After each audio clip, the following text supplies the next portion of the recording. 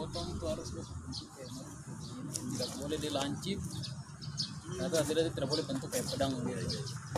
Jadi harus memang khusus untuk potong, bukan untuk tikam.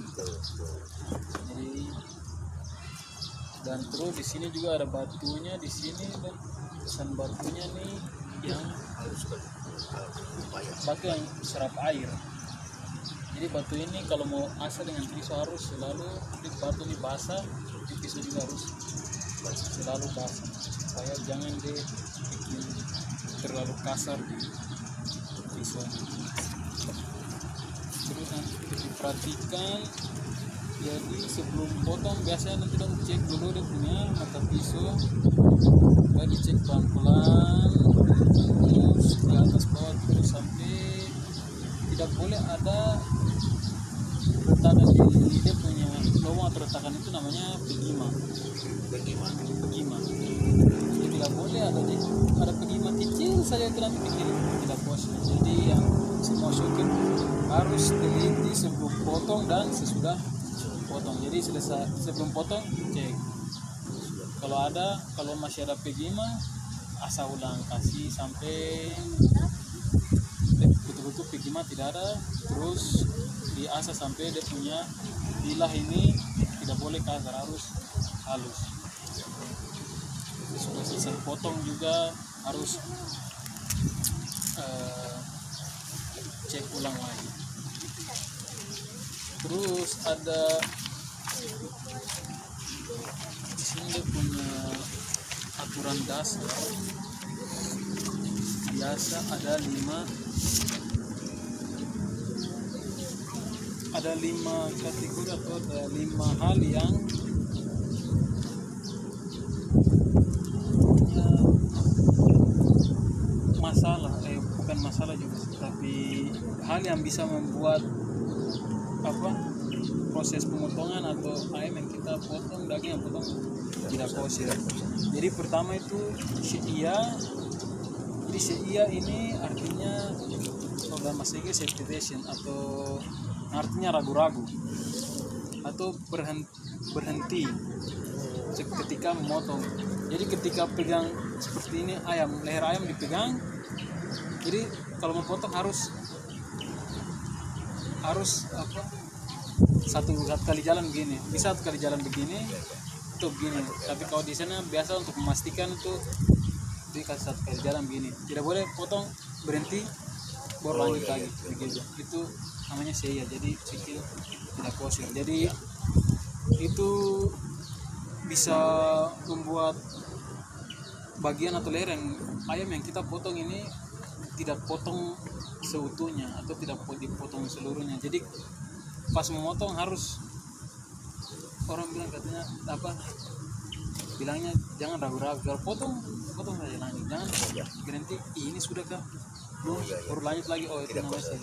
Karena kemarin praktik juga pertama di sana, saya pertama kali potong juga berhenti, baru lanjut lagi langsung dokter bilang sudah berhenti, tidak bisa, itu syia sudah tidak kosher lagi.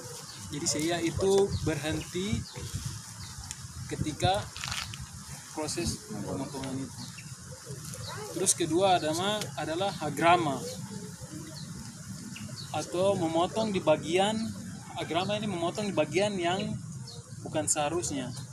Jadi kalau ini leher ayam harus dipotong pas di tengah-tengah, tidak boleh terlalu di bawah, tidak boleh terlalu di atas. Jadi di tengah-tengah ini pas dipotong, sesudah dipotong dicek harus dua tahap, namanya tenggorokan sama dia punya kerongkongan atau betul putus. Jadi hagramat ini memotong di bagian yang tidak seharusnya, atau harus memotong yang tidak tepat, atau biasa atau potong dari samping atau potong dari belakang, itu namanya agrama. Jadi membuat ayam yang kita potong nantinya itu tidak kosher. Ketiga namanya drasa. Drasa ini kita menekan, jadi kita taruh tekanan di leher ayam baru kita potong. Jadi itu tidak boleh, harus kita menggunakan ketajaman dari pisau. Jadi tidak boleh terlalu taruh tekanan banyak di leher ayam. Jadi harus pelan saja. Tidak boleh, memang kalau bisa kita tekan tapi tidak boleh terlalu tekan.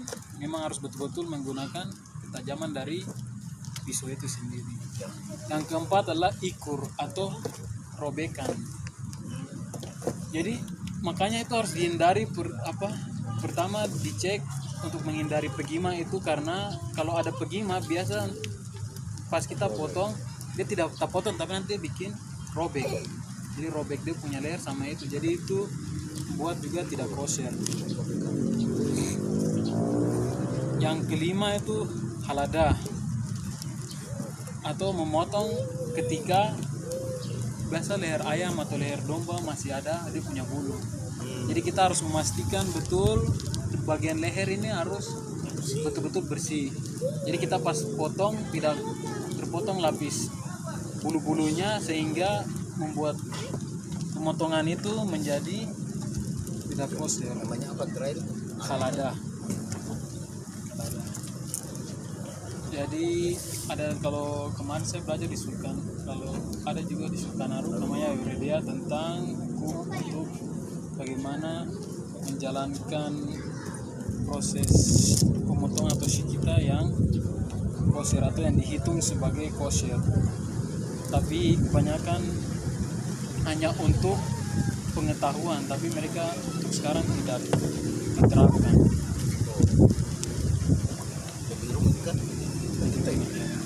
Lebih mendetail.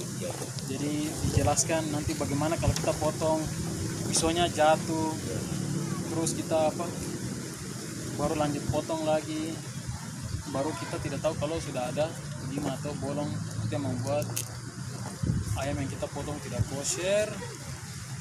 Terus ada beberapa hal yang ketika ada seseorang yang ingin mempraktekkan pemotongan hewan harus dibawa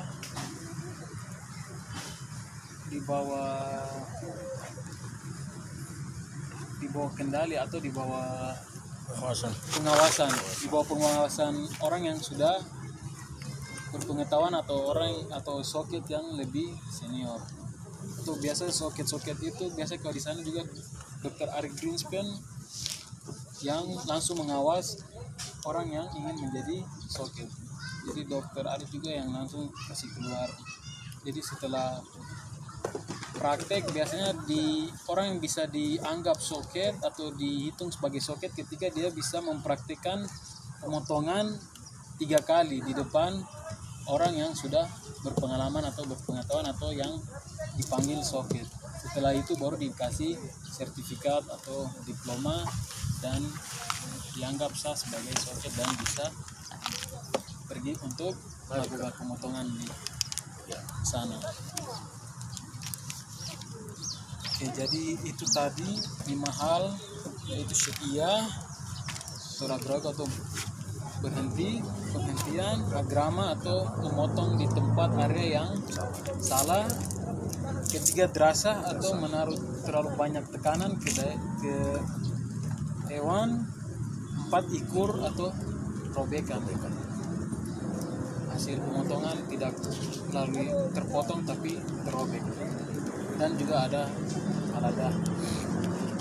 Terus kemarin yang sudah saya pelajari juga ada pertanyaan, bagaimana kalau ayam yang ingin kita potong tapi hilang, dicuri orang, baru terus kita pergi lihat ini kita punya ayam tapi sudah terpotong, dan kita lihat ini terpotong dengan sangat baik seperti dipotong oleh soket. Terus dijelaskan bahwa kalau di kota itu mayoritasnya orang Yahudi dan mungkin juga pencurinya juga orang Yahudi, maka kita bisa bilang daging itu kosher. Karena kita tahu bahwa mungkin pencuri yang mencuri kita punya ayam ini orang Yahudi dan melakukan pemotongan secara benar. Tapi bagaimana untuk kita bisa tahu bahwa kita bisa ambil dan bisa mengkonsumsi? Jadi ketika kita lihat daging yang seharusnya kita potong tapi dicuri dan kita menemuinya mungkin di tempat kosong atau mungkin tidak ada yang punya seperti mungkin di lapangan gitu kita dapat, atau di hutan mungkin membuang, kita boleh ambil. Tapi kalau kita sudah lihat mungkin ayamnya sudah ada di pasar, atau mungkin orang ada jual, atau sudah ada di supermarket gitu, berarti itu tidak boleh kita ambil. Terus ada jenis ada level atau orang-orang yang bisa melakukan shortcut. Jadi pertama, orang yang buta bisa, karena walaupun dia buta tapi dia masih bisa berbicara, dia bisa bicara, menyampaikan berkatnya, bisa dihitung sebagai, kecuali kalau memang orang buta itu memang sudah punya pengetahuan tentang kita dan bisa melakukan pemotongan walaupun dia buta, tapi dia bisa dituntun oleh kita, jadi melakukan pemotongan yang benar. Terus orang yang tuli, kalau orang yang tuli